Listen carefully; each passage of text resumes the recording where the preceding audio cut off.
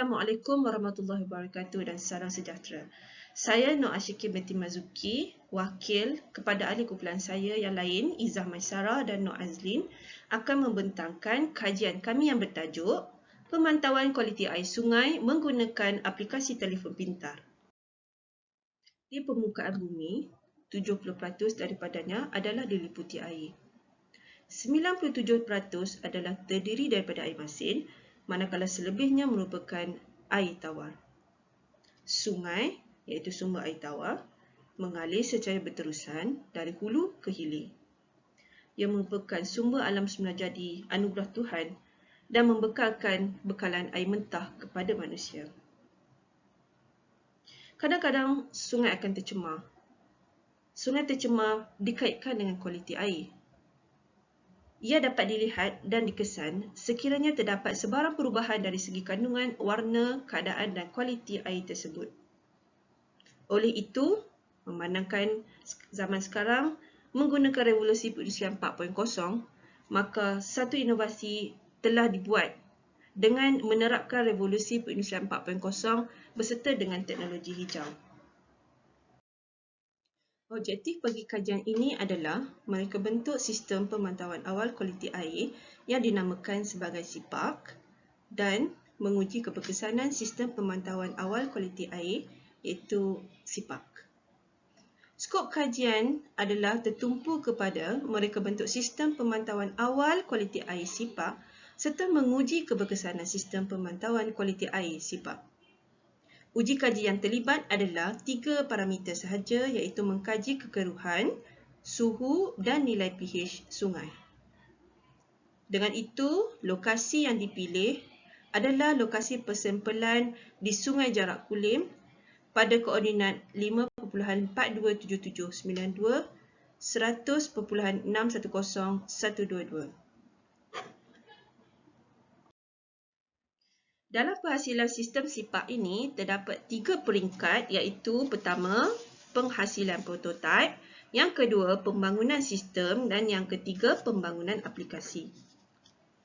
Pada peringkat permulaan penghasilan produk ini, boleh dilihat di sini pandangan hadapan dan juga pandangan atas bagi produk ini melalui lukisan AutoCAD.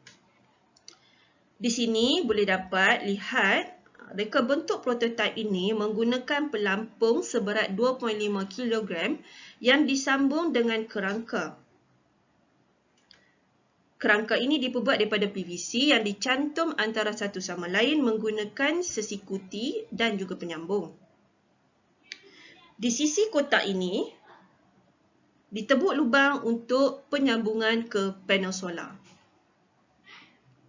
Manakala di bahagian bawah pula merupakan sambungan wayar dan paip PVC dari sistem ke papan akrilik di mana papan ini digunakan untuk melekatkan ke semua sensor.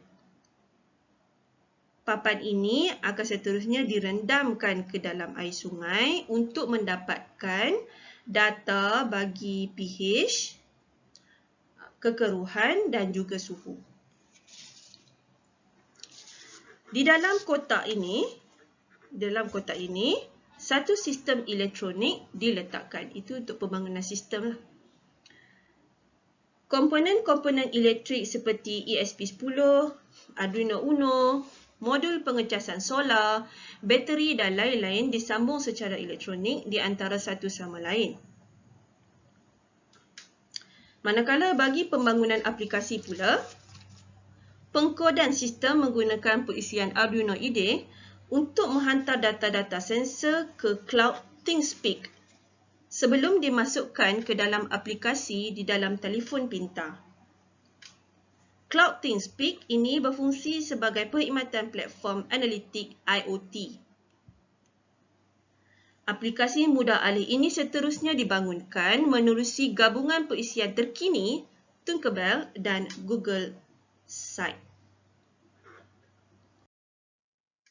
Seterusnya, alat ini diuji di lapangan dan juga dibuat pengujian juga di makmal. Ini adalah di mana pengujian di lapangan dilakukan. Okey. apabila direndamkan ke dalam air sungai, dan kita lihat daripada aplikasi Mudah Alih, daripada telefon Mudah Alih.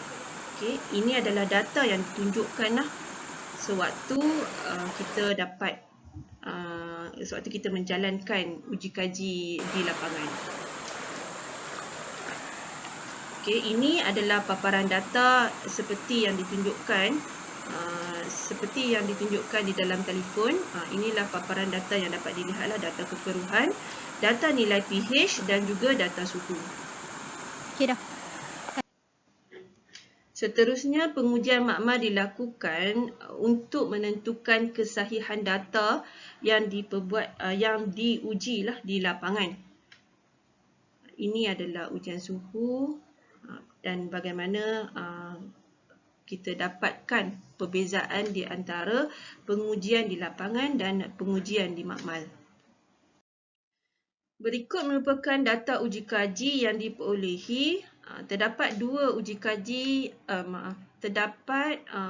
jenis kaedah yang dijalankan, iaitu uji kaji lapangan dan uji kaji makmal.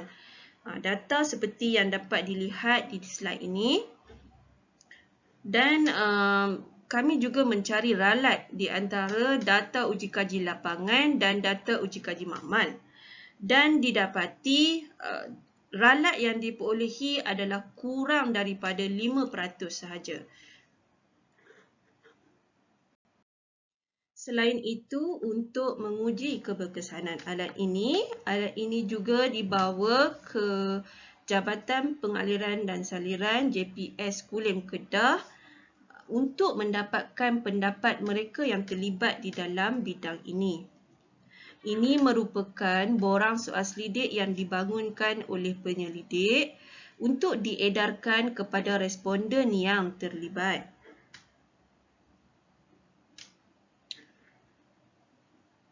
Soalan-soalan termasuklah penggunaan sipap membantu pemantauan kualiti air sungai. Penggunaan sipap dapat menggalakkan langkah pencegahan awal pengurusan risiko pencemaran air sungai. Penggunaan sipap memudahkan pemantauan kualiti air dilakukan.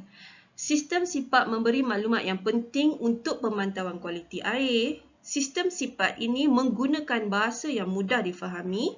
Sistem sipap ini menggunakan susun atur dan reka bentuk seragam.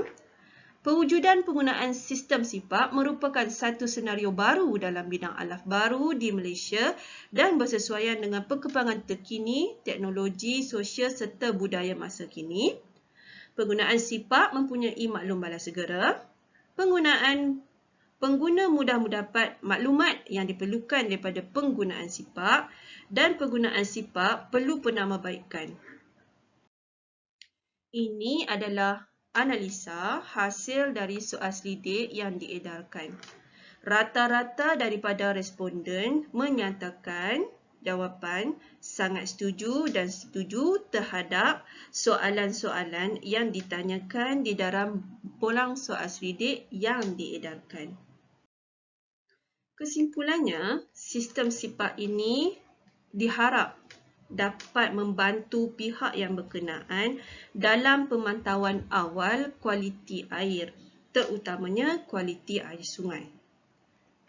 Kelebihan sipap ini ataupun kelebihan alat ini, yang pertamanya adalah memberikan maklumat data yang dapat diakses secara berterusan dan sistematik hanya dengan menggunakan telefon mudah alih. Data juga secara berterusan dan ia hanya berhenti apabila ditutup pada bahagian kotak yang telah ditunjukkan sebelum ini.